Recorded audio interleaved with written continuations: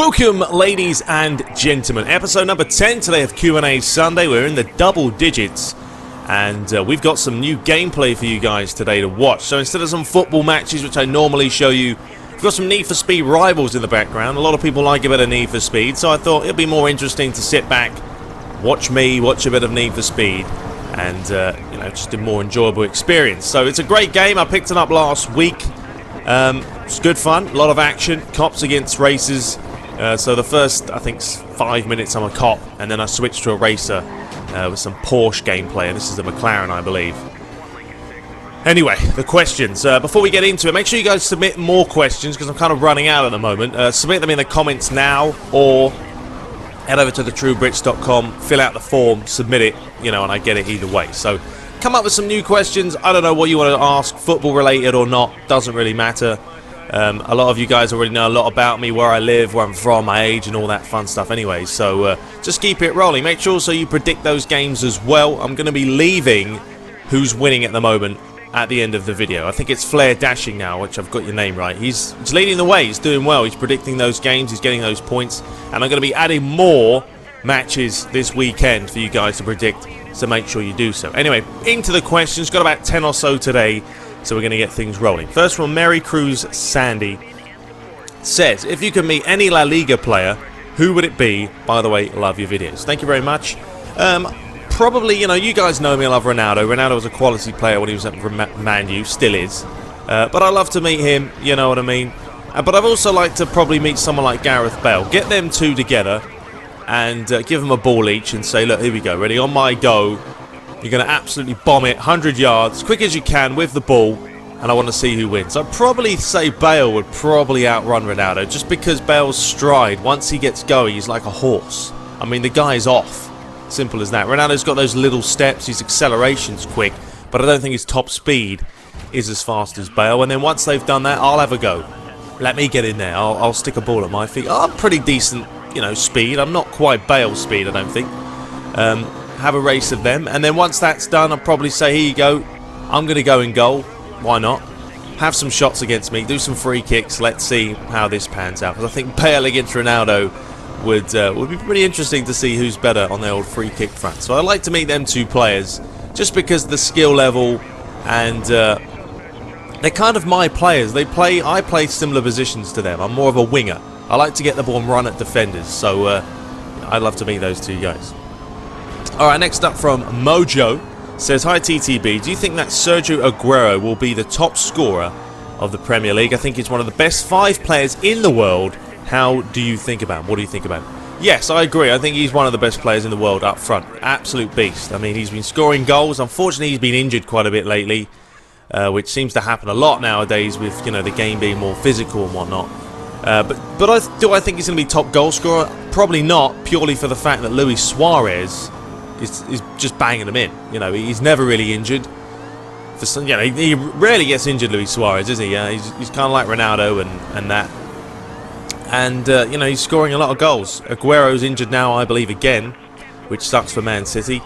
Not that Man City don't have cover for him, but he is he's a one-of-a-kind player. He's a little guy. He's not the tallest player in the world, but he has ridiculous centre of gravity. He can hold off defenders. He's got quick acceleration, a great shot. And I'd probably say he's one of the best 5 top goal scorers at the moment, banging in goals. I mean, the Premier League is one of the tougher leagues, and if you're consistently scoring goals, you've got to be rated pretty highly. So, good question. And that's coming from a Man U fan, which says a lot.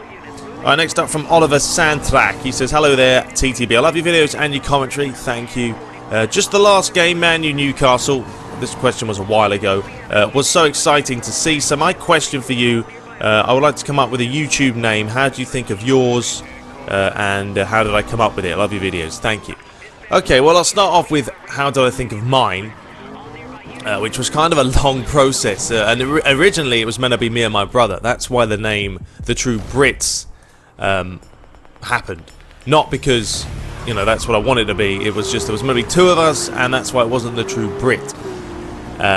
But it's actually my mum that came up with the name. We asked her, she said, what about TheTrueBrits? And I thought, alright, I may not be the truest Brit because I don't live in England. But, I still have the accent and whatnot, so people, how are they meant to know unless I tell them? and I never really thought that my channel would get to like 15, 16,000 subscribers, so I never really thought people would care. But you guys have done a fantastic job of sticking with me through the years anyway. But that's basically how I came up with it. I asked the mum, she came up with a name. I said, alright, that actually sounds pretty good. So we rolled with it. I mean, how do you think of a name? It's tough. I mean, you have to kind of think what kind of genre are you doing? Is it going to be gaming? Is it going to be vlogging?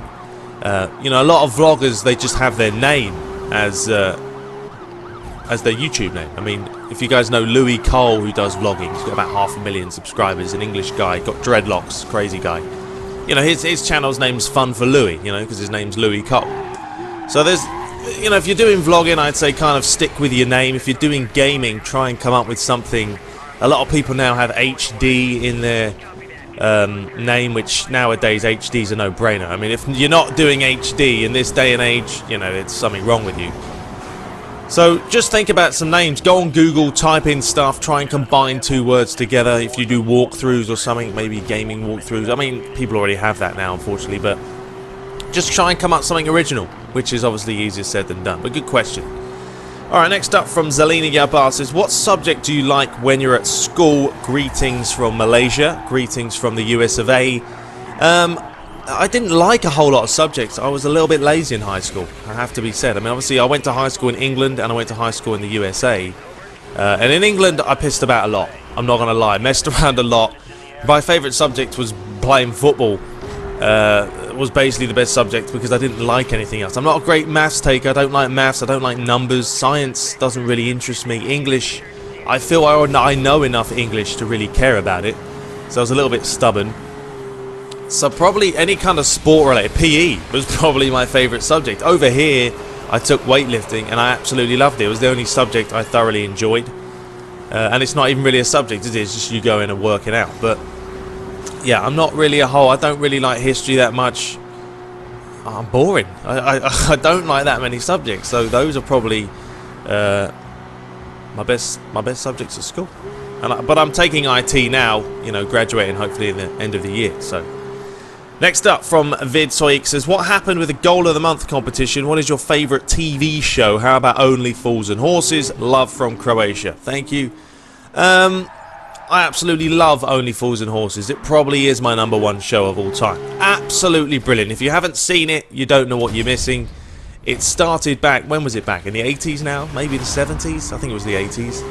But what a show it was. I mean, the characters, the stories, how funny it is. It's just brilliant. And yeah, it is my #1 show of all time. In fact, I have every single episode to watch. So I do watch it often. It's a shame that John Sullivan passed away and a lot of the characters died. Obviously, Trigger, if you guys know him, he passed away just a couple of weeks ago. He's only 69 years of age, and he was a funny as hell character. Love that guy as well. So it was a real shame. Obviously, Del Boy's still around. He must be 80 odd now. Rodney's in his 50s. Yeah, that's probably one of my favourite shows of all time. And what happened with the Goal of the Month competition? There wasn't enough submissions. It's as simple as that. No one was submitting. I was getting like 2 a month. And the problem is this year, the goals are not... You can't score absolute screamers on pairs this year. So unfortunately, what are you going to submit? You guys have seen my videos, and a lot of the goals are very similar because it's the only way you can score. And someone said in the last video, a couple of videos or a while ago, advanced shooting's cheating because it always goes in. Well, that's because if I put it on assisted shooting or manual, it never goes in. It will just hit the post every time. So, the shooting mechanics need to be refined for next year, massively. And we hope that's going to be the case. Alright, I think we probably are running out of time here, as I'm absolutely bombing it down the road. Next up from Zex, how do you say this one? Zexian Blue, it's a cool name. Hey there, I don't know about you, but Everton's position in the league doesn't say much for David Moyes. They are doing better this season than last year. Do you think Moyes is as good as people thought? Your opinions? Well, yeah, Everton are doing better than Everton. Everton are doing better than United. They are doing better without Moyes. And you have to question, was David Moyes actually holding back Everton from their true capabilities? Because, Martinez has come in, he's done a fantastic job. David Moyes, yeah, I don't know if he's a United manager. That's the problem. That is the problem. So, You know, I've spoken about this time and time again. It's just frustrating to watch Man United. And unfortunately, we're going to have to live with what happens. Bringing in Mata was a big signing. He's going to take a bit of time for him to gel, but hopefully he's going to bring something to the table. And I hope you guys enjoyed it. Running out of time, we're in the video, just heading to the hideout. Be sure to rate, comment and subscribe if you haven't. Submit the questions now. Predict the scores now. Enjoy your Valentines for next week. And until next time, take care.